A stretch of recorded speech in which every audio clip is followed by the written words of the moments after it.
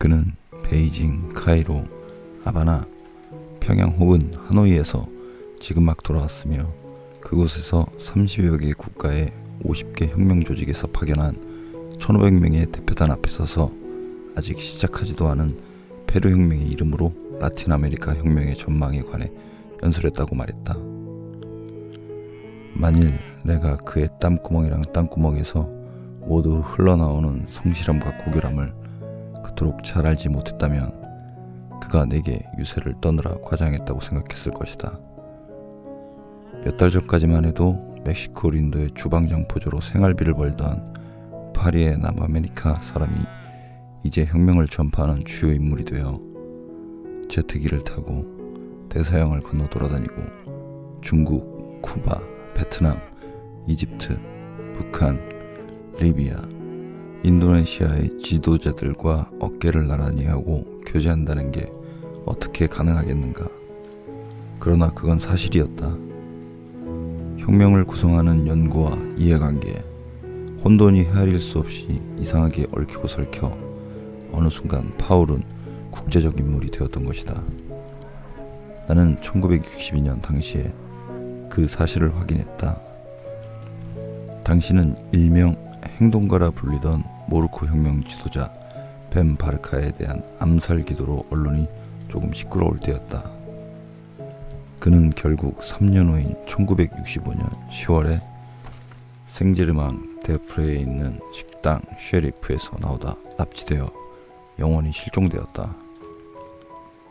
파울은 점심때 유네스코로 나를 만나러 왔고 우리는 샌드위치를 먹으러 근처 카페로 갔다. 그의 얼굴은 창백했고 다크서클이 짙었으며 목소리는 몹시 떨렸다. 좀처럼 보기 힘든 초조한 모습이었다. 벤 바르카는 혁명군 국제회의를 관장했고 파울 역시 그 회의 지도부였다. 두 사람은 자주 만났고 최근 몇 주 동안 함께 움직였다. 벤 바르카에 대한 암살 기도는 CIA의 작품이 분명했고 MIR은 파리에서도 안전하지 않다고 느꼈다. 미르가 필요한 조치를 취하는 동안 며칠만이라도 내 다락방에 가방 2개를 보관해 줄 수 있겠어? 다른 대안이 있다면 내게 부탁하지 않았을 거야. 하지만 안 된다고 말해도 돼, 리카르도. 만일 그 가방에 뭐가 들었는지 말해주면 나는 부탁을 들어줄 작정이었다. 한 가방에는 서류들이 있어. 아주 중요한 거야. 계획서와 지시사항, 페루에서의 행동준비 작업과 관련된 거거든. 그리고 다른 가방에는 돈이 들었어. 얼마나? 5만 달러. 나는 잠시 생각에 잠겼다. 만일 내가 가방을 CIA에 넘기면 내게 그 5만 달러를 보상금으로 주지 않을까? 잘 생각해. 혁명이 성공하면 넌 유네스코 대사로 임명될 수도 있어. 파울이 내 농담을 받아쳤다. 우리는 잠시 농담을 나누었고 그는 해질 무렵 내 다락방으로 가방을 가져왔다. 우리는 그걸 내 침대 밑에 넣어두었다. 나는 초조한 마음으로 일주일을 보내면서 만일 도둑이 들어 그 돈을 훔쳐간다 하더라도 미르는 도둑 맞았다는 이야기를 믿지 않을 것이고 나는 혁명의 표적이 될지도 모른다고 생각했다. 엿새째 되는 날 파울은 내가 모르는 세 사람과 함께였고 그들은 그 골치 아픈 손님을 다시 데려갔다. 나는 파울을 만날 때마다 아를레테 동지에 관하여 물었고 그는 거짓 소식으로 굳이 날 속이려고 하지 않았다. 매우 유감스러운 일이지만 사실 그는 아무것도 알아낼 수 없었다. 쿠바인은 보안 문제에선 매우 철저했고 그들의 행방을 비밀에 붙였다. 딱 하나 확실한 것은 아직 그녀가 파리에 돌아오지 않았다는 사실이었다. 그가 파리를 거쳐 페루로 돌아가는 장학생의 기록을 모두 가지고 있었기 때문이다. 그녀가 다시 파리에 오면 너에게 가장 먼저 알려줄게. 그 여자에게 완전히 푹 빠졌군. 그렇지? 이유가 뭐야? 그다지 예쁘지도 않던데. 나도 모르겠어. 하지만 그녀에게 푹 빠진 건 사실이야. 파울이 새로운 삶을 살게 되자 파리에 사는 페루 사람들은 그에 관해 좋지 않은 말을 하기 시작했다. 그들은 글을 쓰지 않는 작가, 그림을 그리지 않는 화가, 악기도 연주하지 않고 작곡도 하지 않는 음악가들이었다. 이 카페의 혁명가들은 파울이 타락했으며 혁명의 관료주의자가 되었다고 비판하며 자신의 좌절과 질투와 시기와 따분함을 해소했다. 그는 파리에서 뭐라는 거야? 안데스 지역에서 게릴라 활동을 할 청년들을 뽑아 쿠바에서 군사훈련을 시키고 페루에 은밀히 침투시키면서 정작 자신은 왜 파리에 남아있는 거지? 나는 그들과 뜨거운 설전을 벌이며 그를 옹호했다. 파울이 새로운 지위에 있긴 하지만 여전히 매우 검소하게 살고 있다고 나는 확신했다. 얼마 전까지만 해도 그의 아내는 가정경제를 지탱하기 위해 파출부로 일했다. 이제 미르는 스페인 여권이 있는 그녀를 운반책으로 이용했다. 그녀는 귀국하는 장학생들과 함께 혹은 돈이나 중요한 서류를 갖고 자주 페루에 갔다 왔으며 그럴 때면 파울은 수심과 걱정으로 가득한 시간을 보냈다. 그가 나에게 속마음을 털어놓았기 때문에 나는 파울이 상황 때문에 하는 수 없이 그렇게 살아야만 하고 조직의 우두머리가 강요하는 그런 삶에 갈수록 염증을 느끼는 것을 알고 있었다. 사실 그는 게릴라 활동이 곧 시작될 페루로 돌아가 현지에서 그들을 돕고 싶어 했다.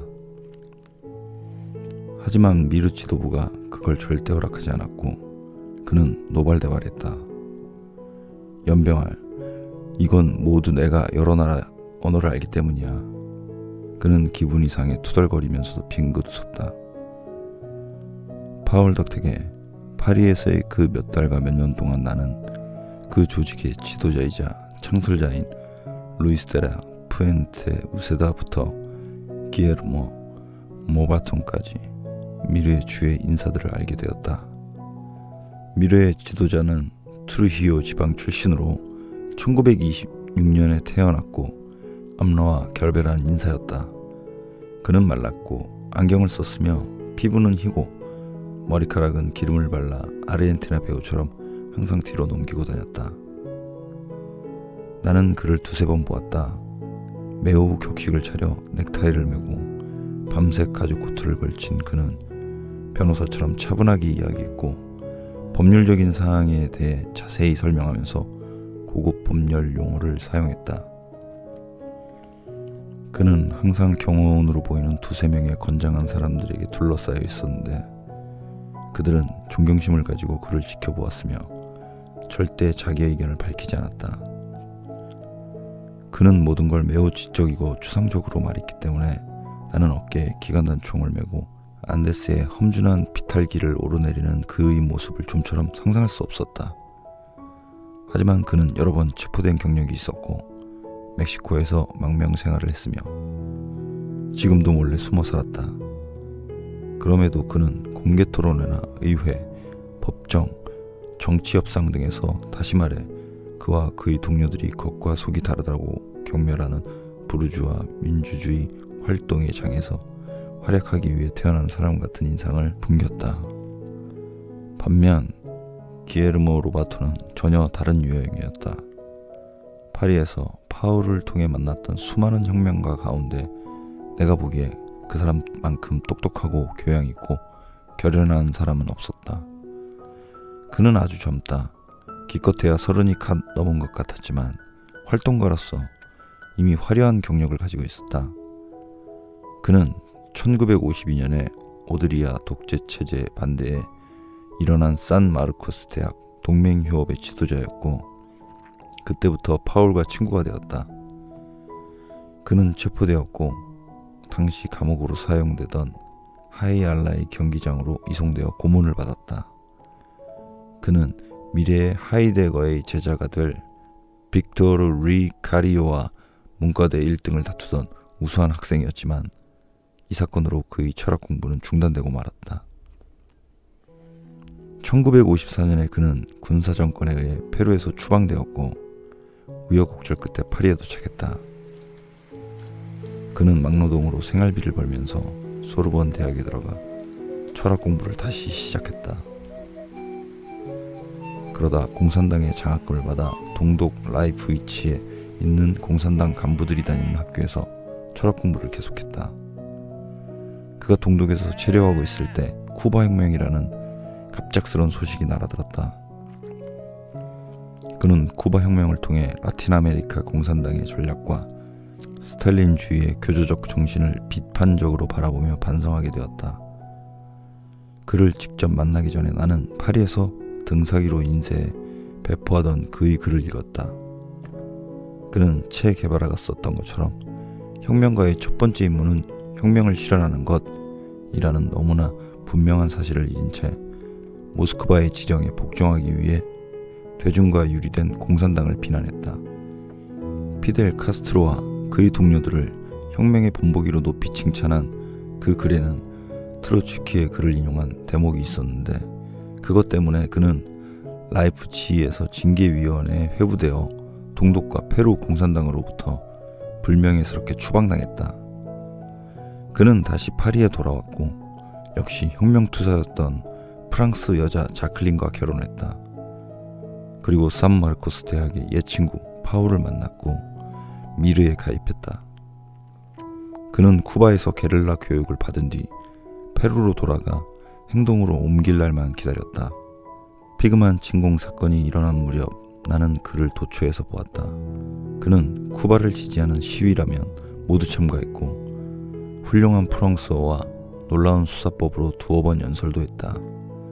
그는 키가 크고 말랐으며 피부는 약간 거무스름했고 환한 미소를 지을 때면 가지런한 치열이 드러났다. 그는 정치적 주제에 관해 매우 지적인 내용으로 오랫동안 토론할 수 있었을 뿐만 아니라 문학과 예술, 스포츠, 특히 축구와 그가 좋아하던 팀인 알리안사 리마의 위협에 대해서도 열렬하게 대화할 수 있는 사람이었다. 그에게는 열정과 이상주의, 관대함과 고결함을 비롯해 그의 삶을 이끌던 강철처럼 강인한 정의감을 주변에 감염시키는 특별한 무언가가 있었다. 나는 1960년대 파리를 거쳐간 그 어떤 혁명가에게서도 그 특별함을, 특히 그 진정성을 발견하지 못했다. 미르에도 그 사람만큼 능력과 카리스마가 뛰어난 사람은 없었다.